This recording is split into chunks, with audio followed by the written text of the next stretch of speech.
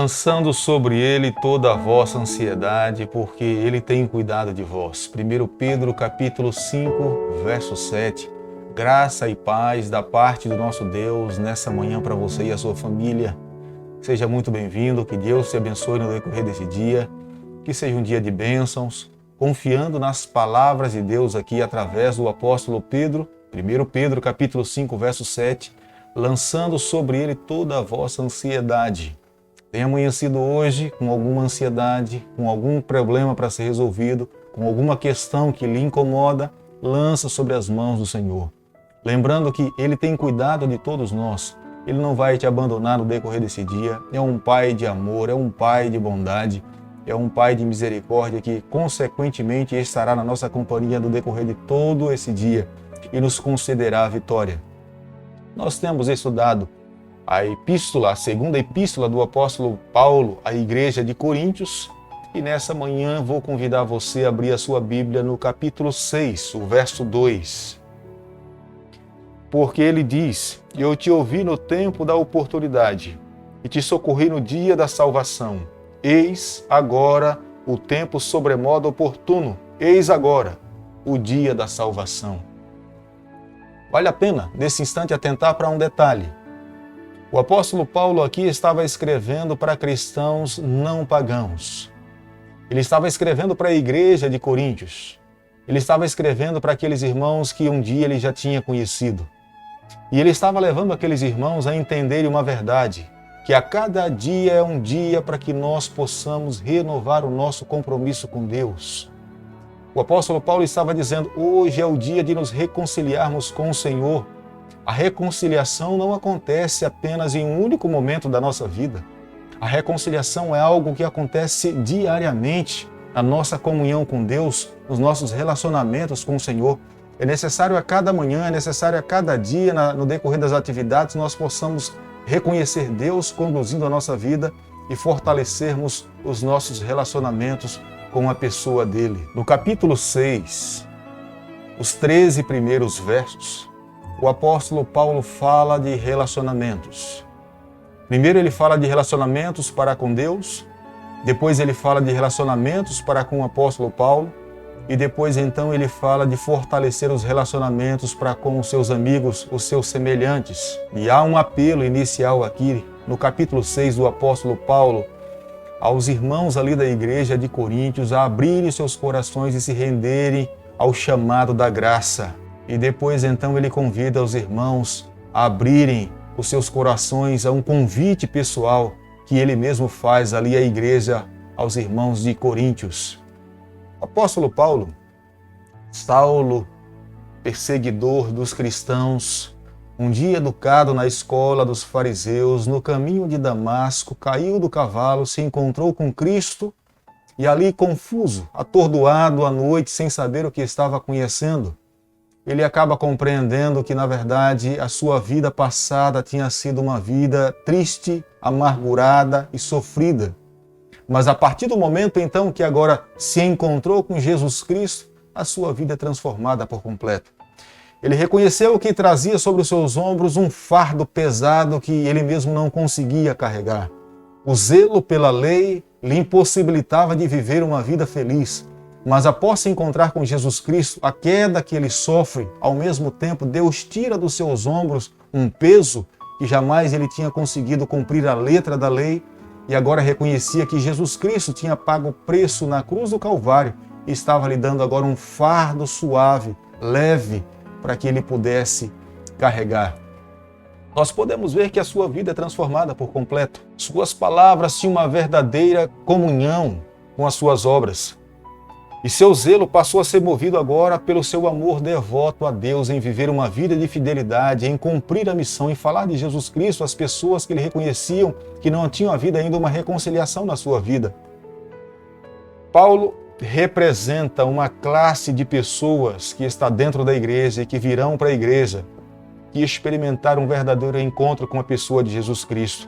Todos nós que um dia nos encontramos com Jesus, e aquele ponto da virada que aconteceu conosco, da nossa vida passada para uma vida presente, em perspectiva para uma vida futura.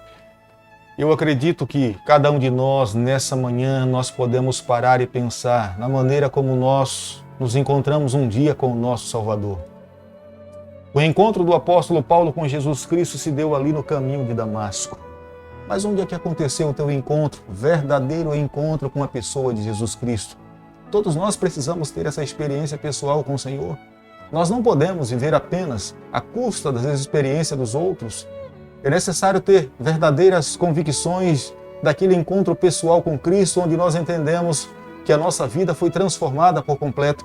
Nós deixamos de viver para nós mesmos e passamos agora a viver para o nosso Senhor, Salvador Jesus Cristo. Quando nós entendemos esse encontro pessoal com Jesus Cristo, nós passamos a entender as palavras do apóstolo Paulo, do capítulo 6, o verso 10.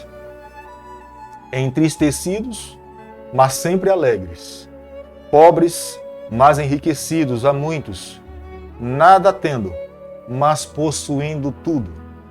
Aparentemente é um texto difícil de entender, porque ele fala, entristecidos, mas sempre alegres. Como é que alguém pode estar triste e ao mesmo tempo alegre? Mas veja, há uma alegria no coração, porque o apóstolo Paulo agora reconhece que estava servindo a Cristo. Embora o sofrimento presente seja pertinente, faça parte integrante ainda da nossa caminhada, nós que somos cristãos não podemos entender que pelo fato de ser cristão nós estaremos livres de passarmos pelo sofrimento. Não foi isso que Jesus Cristo disse aos seus discípulos, mas ele disse, tem de bom ânimo, eu venci o mundo. Mas nós precisamos compreender que mesmo vivendo em meio ao sofrimento, nós teremos a companhia, a presença pessoal do Espírito Santo para confortar o nosso coração, para guiar a nossa vida e nos conceder a vitória. A cada momento que nós vivemos da nossa vida, nós sentimos que nos aproximamos no final do grande conflito do planeta Terra. E a cada dia que vivemos, nós entendemos que há, sim, uma intensificação das hostes malignas. Embora nós reconheçamos de que Deus estará do nosso lado, mas entendemos que os males se intensificam nessa terra. É uma prova clara do cumprimento da palavra de Deus, para que muito em breve Jesus Cristo possa voltar aqui a essa terra a buscar o seu povo. A nossa comunhão com Cristo não pode estar baseada no que fazemos ou deixamos de fazer. Não foi isso que o apóstolo Paulo falou, e não é isso que a Bíblia nos afirma. Mas está baseada no tempo de oportunidade que nos é ofertado, como está lá no verso 2, a cada dia. Hoje é o dia da nossa salvação. Hoje é o dia de buscarmos a Deus. Hoje é o dia de abrirmos o nosso coração para que Deus conduza a nossa vida. O tempo é agora. Requer da nossa parte humildade para reconhecermos a nossa necessidade de vivermos uma vida de submissão a Deus. Deixar Deus agir em nossa vida e conduzir a nossa caminhada. Após a nossa conversão, inicia um processo de santificação. E esse processo não é um processo que acontece da noite para o dia, é um processo que se dá numa vida inteira. O Espírito Santo, ele tem parte integrante nesse processo de transformação do eu, da nossa pessoa. Por isso, há muitas pessoas, e nós podemos ver que Deus, ele foi paciente antes de nós o aceitarmos. E Ele continua sendo paciente conosco no processo de toda uma vida. Deus respeita o tempo pessoal de crescimento de cada um. Deus não tem forçado o nosso desenvolvimento. Deus, na verdade, Ele respeita a nossa caminhada com Ele. E é isso que Deus fez com a pessoa do apóstolo Paulo. A conversão não é um processo que se dá da noite para o dia. É um processo que se dá no decorrer de toda uma vida. Não podemos imaginar que é no ato do batismo onde uma pessoa entra de uma forma e ela sai completamente diferente. Nós entendemos que no batismo se dá uma entrega pública. Ali fica simbolicamente representado o sepultamento dos pecados de uma vida passada e o nascimento para uma nova vida. Mas o que eu entendo a cada manhã é que Deus espera que a cada manhã nós possamos nascer, reconciliarmos com Deus a cada manhã, buscarmos o batismo diário do Espírito Santo, buscarmos uma verdadeira entrega, buscarmos um novo recomeço a cada dia, Entendemos que é isso que Deus está pedindo aqui no livro do capítulo 6 do livro de 2 Coríntios. Amigo, irmão, nessa manhã, que a nossa ligação com o céu seja maior com qualquer outra ligação com essa terra. Que o nosso coração esteja entrelaçado com o céu, com que qualquer outra atividade dessa terra. Que nada possa nos impedir de estarmos em verdadeira comunhão com o nosso Deus. Eu quero nesse instante pedir a Deus que Ele nos tome nas suas mãos, que Ele guie a nossa vida, que Ele transforme a nossa caminhada e que a cada dia nós possamos ainda permanecer com os nossos pés nessa terra, até um dia Jesus Cristo voltar, mas que um dia nós possamos adentrar os portais da Nova Jerusalém e viver com Ele para todo sempre. Bondoso Deus e Pai, fica conosco nessa manhã, nos toma nas Tuas mãos, guia a nossa vida, perdoa os nossos pecados e nos ajuda a cada dia a fazermos a Tua vontade. É o nosso pedido e a nossa oração e nós fazemos em nome de Jesus. Que Deus te abençoe e te guarde. Que Ele faça resplandecer o seu rosto sobre você. Que Ele tenha misericórdia de todos nós e nos conceda a sua paz em nome de Jesus. Amém.